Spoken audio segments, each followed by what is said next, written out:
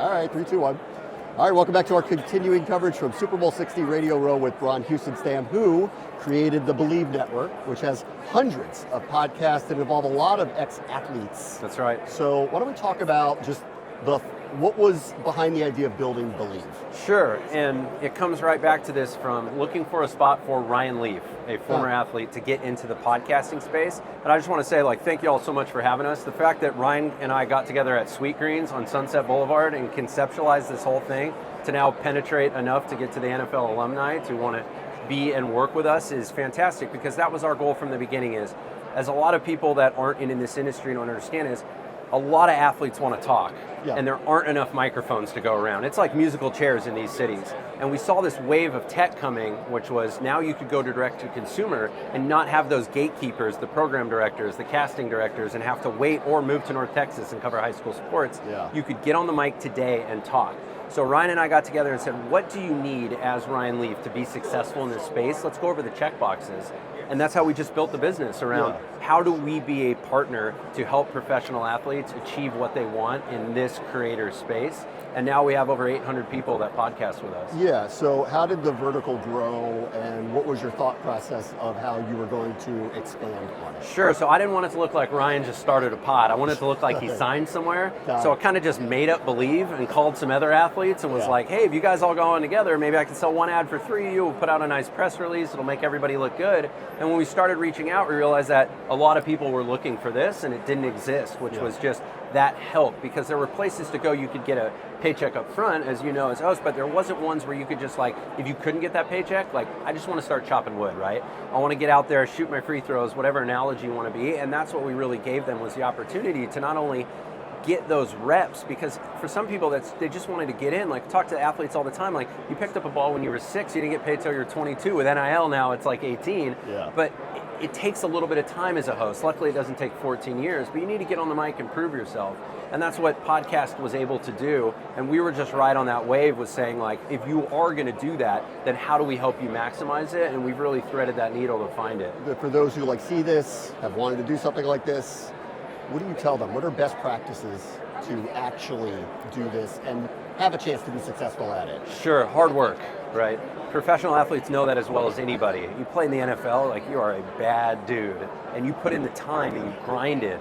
You do not have to grind the same way in hosting, but if you're not, somebody else is. And by the way, other athletes are out there grinding on hosting, and so you have to get back and compete. So really understanding your market, what you want to talk about, and just putting in the time, showing up day after day after day, knowing it's going to take 6, 12, 18 months before you start to see some returns. But if you want it and you put in that desire, companies like Believe are there to help. And I love the podcast creator space, because no one can tell you to shut up. If you want to do it, you do it. And if you put in enough time and work hard enough, you can have success. No gatekeepers. No gatekeepers, no time limits. Length of show can be whatever you want, but there are best practices. There is a lot of ways to do this right. There is one way to do it wrong, and it is just to not do it, show up randomly. People are having success with daily, weekly, lifestyle, sports, comedy. If you can find an audience and then give them what they want, you can have a ton of success. Yeah, when you say find an audience, I think that's probably the most important thing.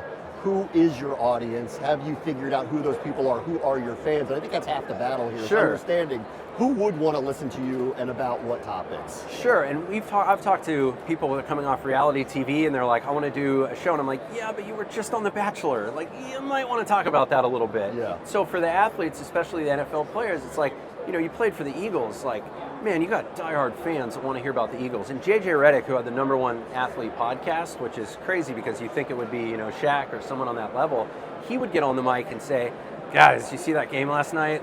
Oh man, I had a bad pass, I missed a shot, I'm cost us the game. And now let's hear from this musician. But he would always give the people what they wanted, which was, I want that inside, what only JJ Redick could provide, because he was on the court last night, And so for a lot of the athletes, it's just understanding that. And look, a lot of them weren't comm majors. They weren't trained, right? It's all brand new. But the good thing about this sector is you get immediate feedback. That's right. You do something that's good, you get a lot of likes. You do something that's bad, people tell you you suck. do less of that, Well, right? there's Do also more of the one that gets likes. The metrics are open now, as opposed to all. what you get to see it all. So we used to always say in sports radio, you play the hits, right? Just like Sure. so you understand that. Well, now you can literally metrically see what you're doing that people want and what you're doing that people maybe don't want. Yeah, absolutely. And look, for the guy that was the third string who had a cup of coffee, is never going to get that big time TV job in that city coming out, right? They didn't have the interviews. No one even knows that they're good on a mic. They can now go and pursue a career immediately from their home at any time. Yeah. All right, last thing. There are a million podcasts now. Sure. What is the future of the genre? What do you think? Consolidation, like any industry. I think in 5 to 10 years, there'll probably be 3 or 4 spaces that sell ads for everyone in this room. Yeah. Because everybody went to that TV channel and then they all went spaghetti and now they're all coming back to the TV channel lineup, and the same thing is going to happen here because there's too many commission cuts and the ad buyers want it easy. It's so much nicer if I'm Pepsi, if I can just write one check and get to all the places that I do, which is what they do in the agency model.